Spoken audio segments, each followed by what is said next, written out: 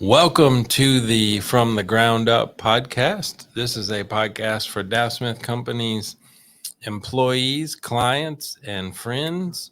And I'm Taylor Loyal, the host of From the Ground Up. Dow Smith Company is a design builder here in Smyrna, Tennessee. We work on commercial facilities, medical facilities, and churches. And today we have our CEO, Joey Rhyne, on today to talk about uh, the design build process and why we use that. So welcome in, Joey. Thanks for having me, Taylor. I'm glad you're the host now. You've let me and Dow off the hook, and we can just do our thing, and you can do yours. I still gonna make you talk a whole lot, though. That's fine. So That's fine. At least we don't have to, carry the wagon, so to speak. We don't have to. Well, so Joe, you and I think have probably had practice having this conversation off mic many times, because it's one of the things that I feel like we talk about a lot. But for people who don't know, the way we do things isn't the traditional way of doing things. So maybe let's take a step back and just talk about what is the traditional way a contractor or a construction company would work, or the design process would work. Yeah, even there too. Well, I guess the traditional way would be those are separate things, yeah. Right? Mm-hmm. That's right. The traditional method of design and construction is the owner, developer, the owner who's ever needing the work done would contact a design professional, usually an architect. At times, in a government setting, a civil engineer. The civil engineer or the architect would then go out and hire all of the design professionals, and they would work with the client to design the project. And when the plans were done, 100% complete, and sometimes before then, they would issue the drawings to qualified bidders, hopefully. And they would solicit bids on the plans and specifications that are almost complete at that time, if not ready for permit at a minimum. The design build method is something that's been out for probably 25 years now. I've been doing it for 20, and it is so it's not new news. But I do believe it is best practice. And it's where the owner contacts a general contractor or even a design consultant, and the team is assembled together. So it's like a three-legged stool. You have the owner or developer, the business owner who's in need.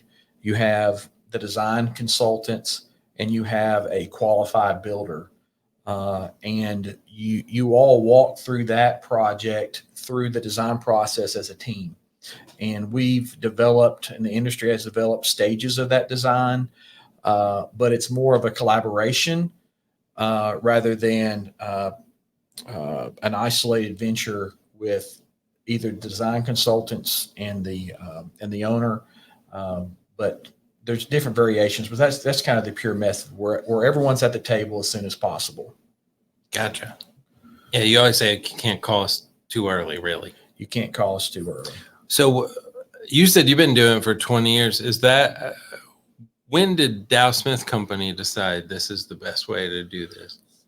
Well, shortly after I started in 2004, you came in and said, "Hey, everybody, look." I came in, and Dow had already ventured out into the design build world, and I had done a project or two.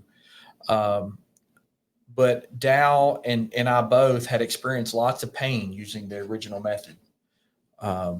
It leads to a lot of change orders, a lot of frustration, and we got tired of being having to be the low bidder. You don't choose the cheapest surgeon to do your surgery. So why would you have the same philosophy when you're spending millions of dollars on your facility? So Yeah, and for some people, it's maybe the only facility they'll ever build. That's right. That's right. That's right. So we found out really early the hard way that we didn't want to be in the what we call the traditional method, the design, bid, build method. We wanted to be a part of the team early. A lot of times in the traditional method, you end up pointing fingers at each other. It's adversarial. Owner is not of their own decision, but they're forced to pick sides between the design team and the contractor. And we wanted to be on everybody to be on the same team. We wanted to be a partnership and a collaboration and a team atmosphere, to where we all float together and we all sink together. And there's not an adversarial relationship, and we all are in it together for the good and the bad, because no matter what, building can be stressful. There's no such thing as a perfect design. We're all in practice in our professions. So we've found this to be the best method. And this is not an experiment anymore. The design build, for many years, felt like I was selling an idea that hasn't been proven. But the design build method, the process, it's a proven process. It's not an experiment. It's not new news. It's now best practice. And that's cool to hear you say. It's great. It's great to be on the other side of it. The message is out. People are believing. When the government starts believing that it works and they start using it, then it works. It works. That's cool. Now, how did that, you've sort of coined and have in front of you there the Dow Smith way, which is our process of how we do things.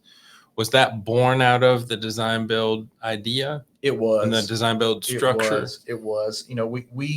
We have taken something that's not proprietary, something that other folks all over the country have used, and we felt like we are perfecting it. It's not a perfect process, but we have tailor-made it to our personality, to our experience, and we've just developed it over time for our contacts here in Middle Tennessee. Cool. And let's go through, we can just cite the top four there, but Sure. You have, I can tell you without looking at it, Yeah. You got vision collection, Yeah.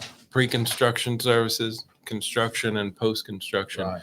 And if we get all those things right, the project's going to go well, right? It's going to go well. And, I equate the design process kind of like it building a building. If you get the foundation right, you're off to a really good start. So the design process and the vision collection with the owner, assembling the team, and getting that phase one due diligence and schematic drawings correct are really the foundation. That's really where the hard work is done.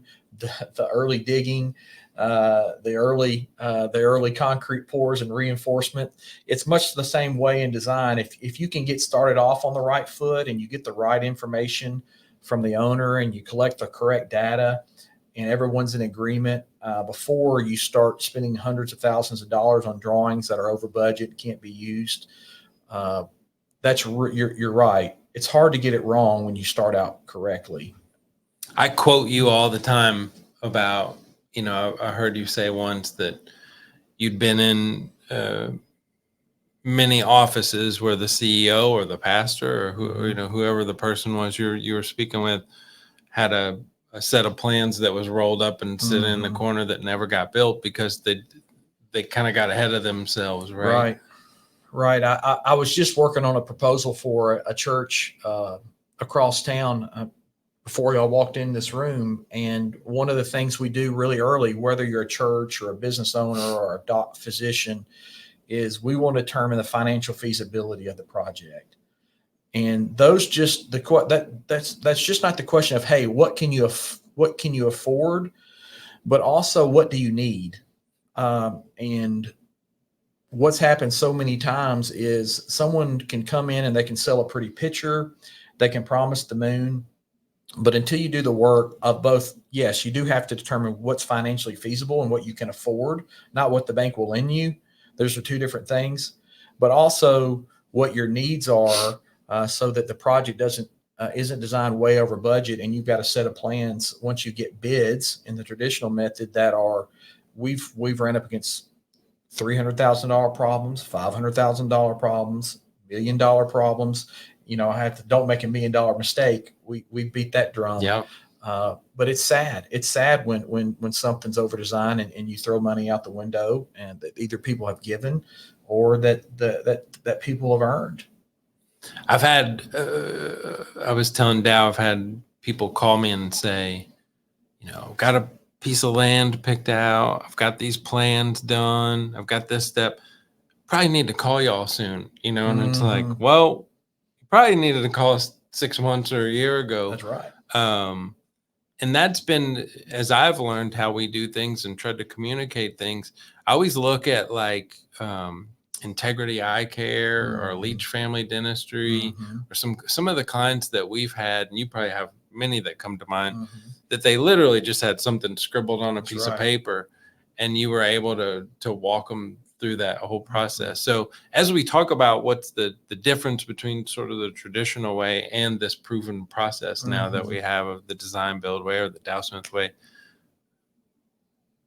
what are some of the things that could go wrong in the, by not just coming to us first and just saying, hey, here's this sketch that I drew on this napkin, you guys help me turn it into a reality, versus getting halfway down the road and then kind of having to turn around?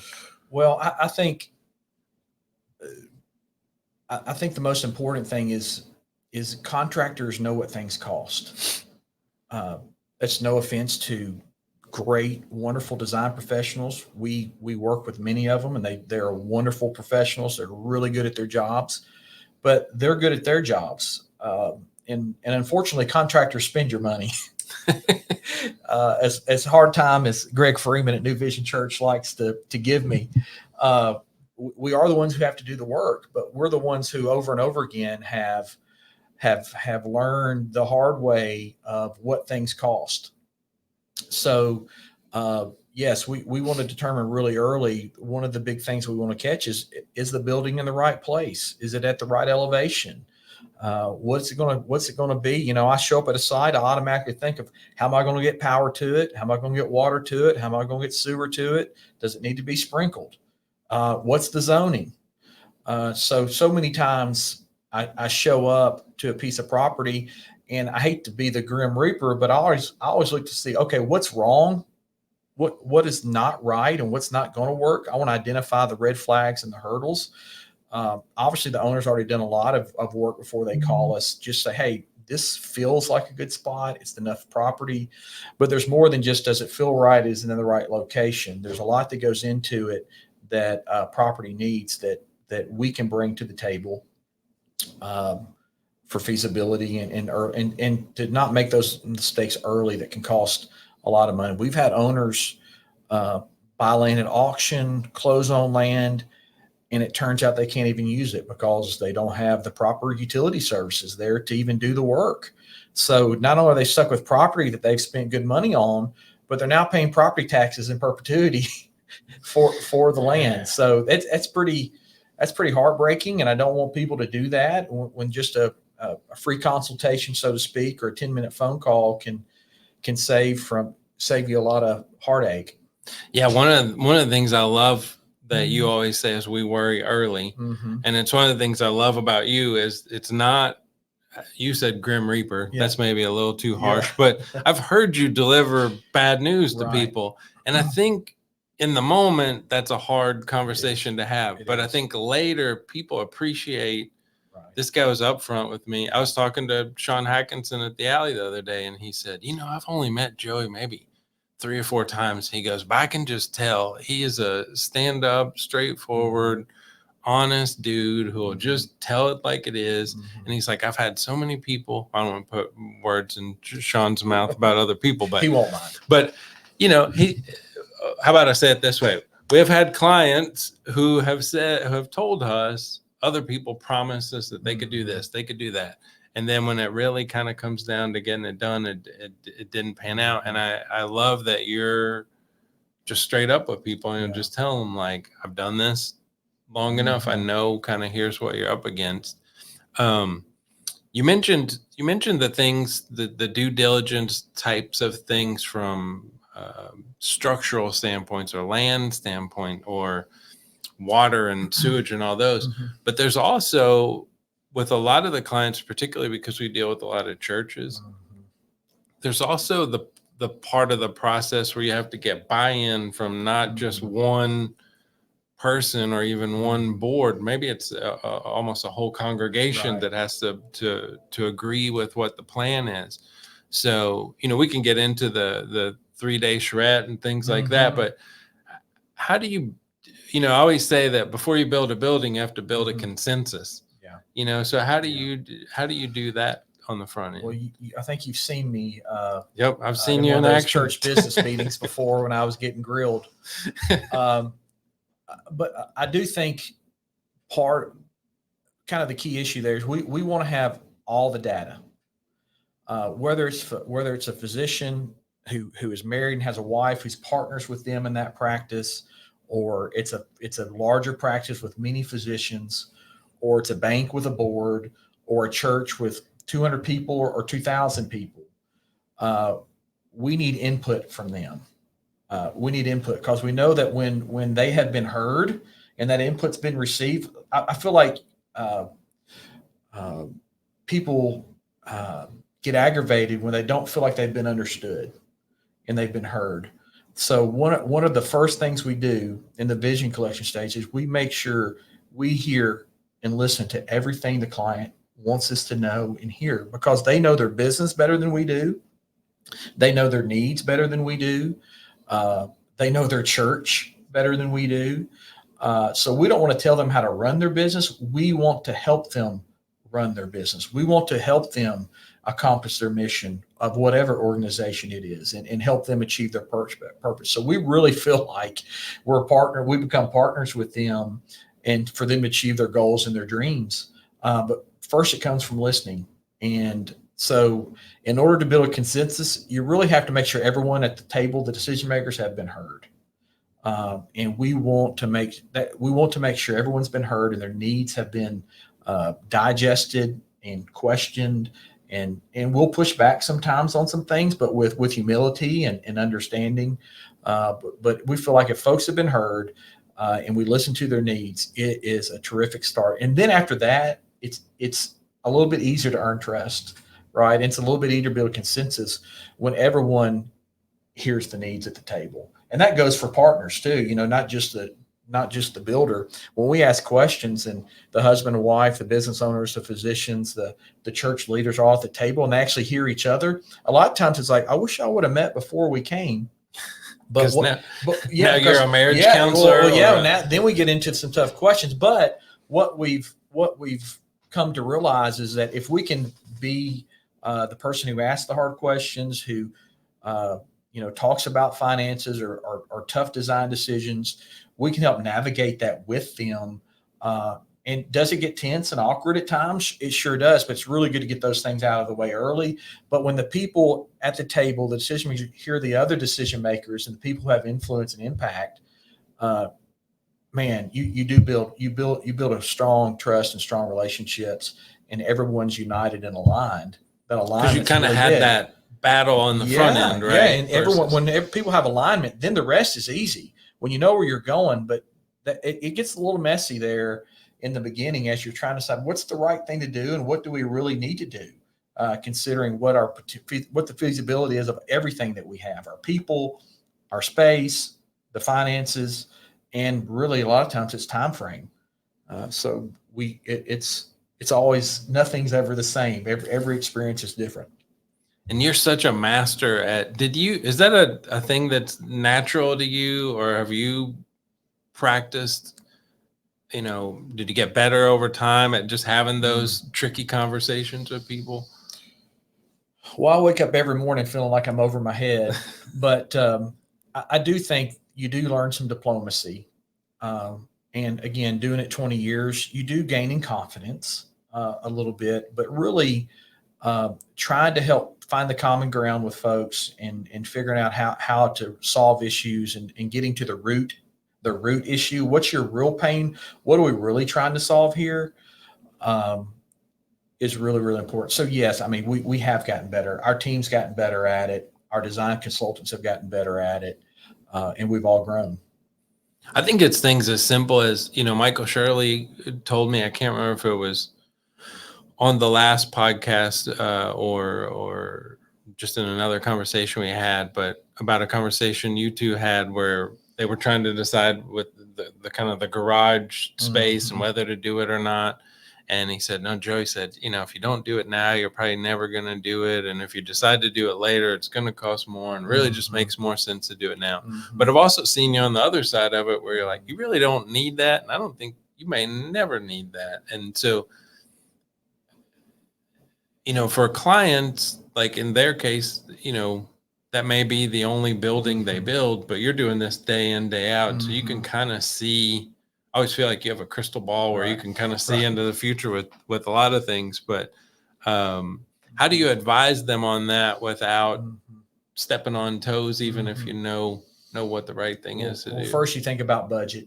Is it something they could afford to do? A lot of times you get to a point in the project where we get to, okay, this is the absolute minimum we have to have in order to move or to build this.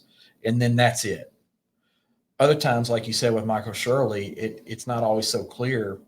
But I felt like in Michael Shirley's instance, discerning what his budget was like, what he was really wanting to achieve in his mission, and having those patients be able to pull in on a rainy day and stay in their car. And to be honest, it balanced the building having the garage on the other side. Looks so great. There was an aesthetic, something to be considered there, budget, and really their mission and what they were trying to achieve from being a fear-free veterinary hospital. So it turned out to be the right decision. I'm not always right. We do hopefully give very little bad advice, but there are times to where, when a doctor comes in and they're wanting, we'll say something on their wish list.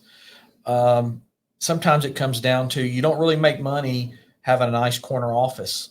You make money in exam rooms, and that's how you produce revenue. So a lot of times we need to add another exam room and make room for another provider rather than having a workout facility or an exercise room for the clinic. Those things are important for the well-being of their employees, but you do have to pay the bills first. So those are things we can bring to the table and help them discern. And when they look at that cost per square foot, especially today, and their debt service, they're like, well, I better make sure the revenue's in place before we start down our wish list. Well, like I hate talking about money, and I don't think I'm alone in that. I think it's a tricky subject for a lot of people. Yeah. But one of the things that you've said that I think probably does give our clients a lot of comfort is that you should design to the budget, not budget to the design. Yeah. And I think that's such a good way to guide people. You know how much roughly that you have to spend. So let's try to get you as many of those things as we can versus promising you everything and then you having to try to go find the money to do it. Was that something that you figured out kind of along the way as well? And it goes back to the experience and pain we've had of projects that have come in over budget, that we've received, and a client getting frustrated, not just losing the money of redesign, but the time. So the cost of going back and redesigning is more than just a monetary cost. There's also time loss, which in the long term affects money, because you got to get moved in and you got to pay extra rent on a lease you had. And then you got to pay interest on this money you've already spent. So we live and die by the budget step. We try to do the budget step as often as the client will let us, at least twice. 3 times really. You have the conceptual budget, you have either the schematic or design development budget, and then of course you have the final budget. So we do that at least 3 times. We've done it at least 4 times with some clients, but we always come back to hey, let's make sure we're staying on budget. What about this? What about this product? What about this material? So we do come back. So designing to the budget is, if it's not first on the list, it's a 1B. What is first on the list? Providing a great experience. for I guess for as many people in the organization as possible. Yeah, and our team.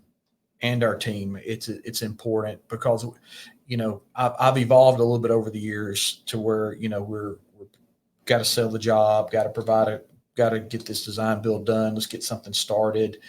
And really what we've developed over down, I have helped develop and I feel like it's different than anyone else in Middle Tennessee, is a great design build experience. There's people who do it all over the country.